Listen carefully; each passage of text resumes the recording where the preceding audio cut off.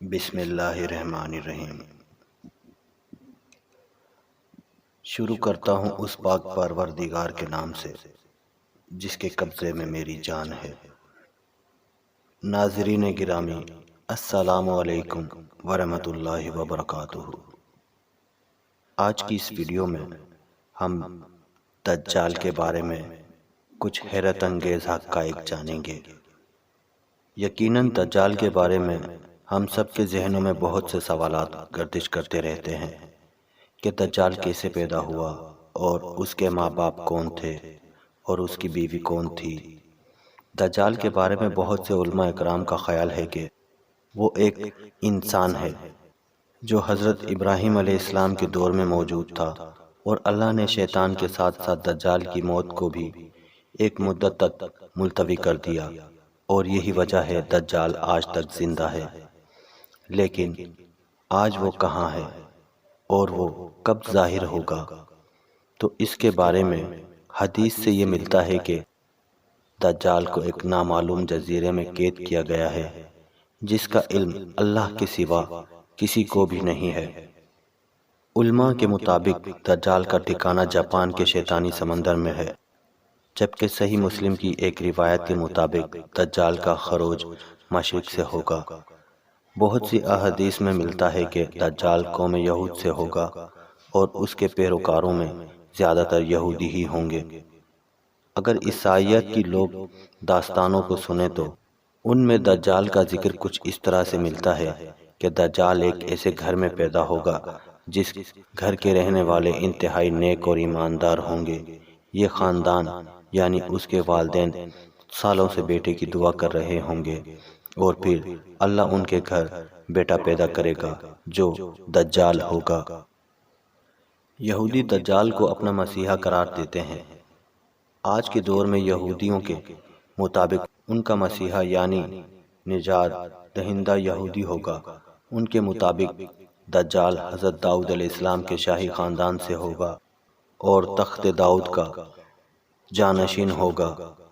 وہ عام انسانوں کی طرح پرورش پائے گا، لیکن وہ غیر معمولی اور بہت سی پراسرار طاقتوں کا حامل ہوگا۔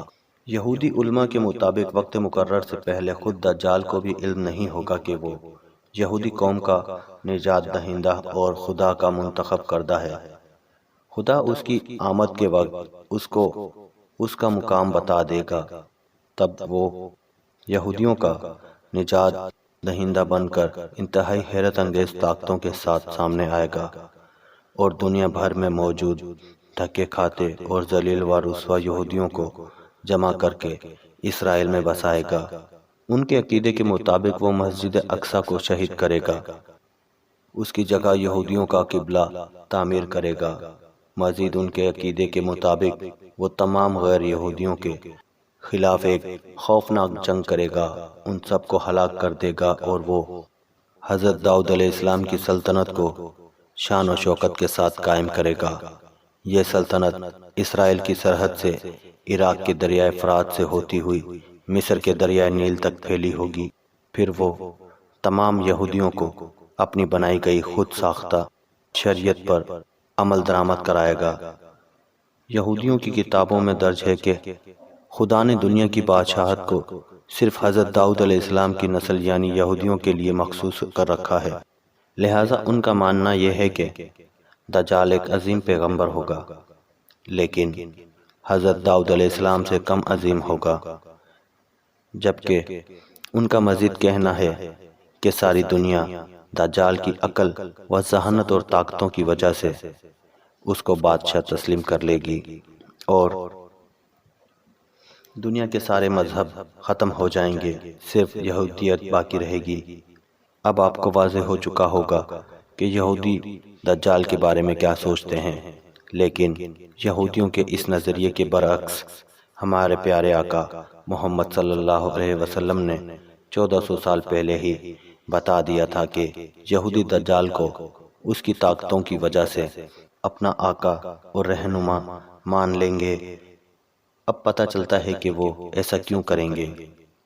لہٰذا آج دنیا میں جتنی بھی بد امنی ہے وہ یہودیوں کی جانب سے اس لیے پھیلائی جا رہی ہے کہ جلد از جلد اپنے مسیح کو دنیا پر حکمران دیکھنا چاہتے ہیں۔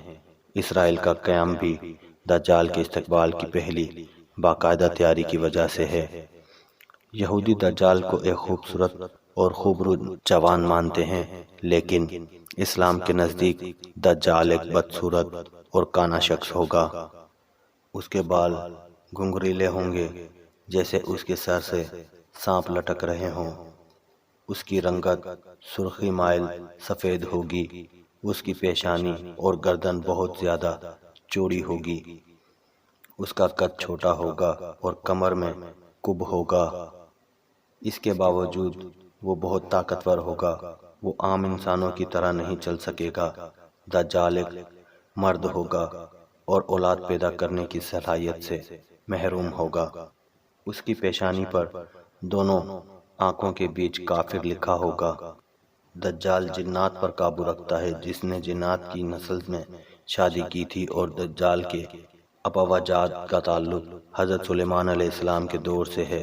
حضرت سلیمان علیہ السلام نے جنات کو قید کیا تھا، تو ان جنات میں دجال کی بیوی اور اس کے اباوجاد بھی شامل تھے۔ ایک معروف اسلامی اسکالر کے ایک آرٹیکل کے مطابق دجال کی پیدائش اس وقت ہو گئی تھی جب زمین پر جنات کی حکومت تھی۔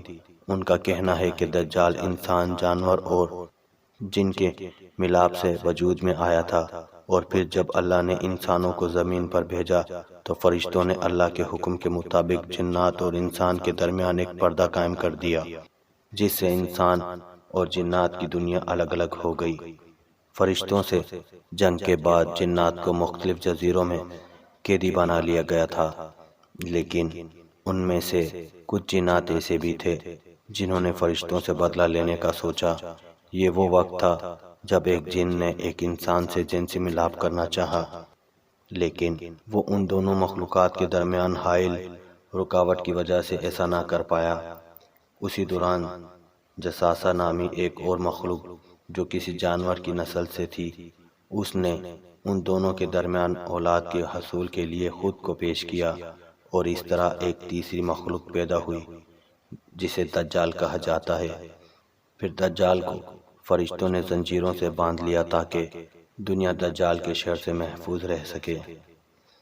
ناظرین گرامی، دجال ایک قسم کی انوکھی مخلوق ہے جس کو جساسہ کے ذریعے تمام خبریں ملتی رہتی ہیں، کیونکہ جساسہ ایک ایسی مخلوق ہے جو زمین اور سمندر سمیت ہر جگہ پر رہ سکتی ہے۔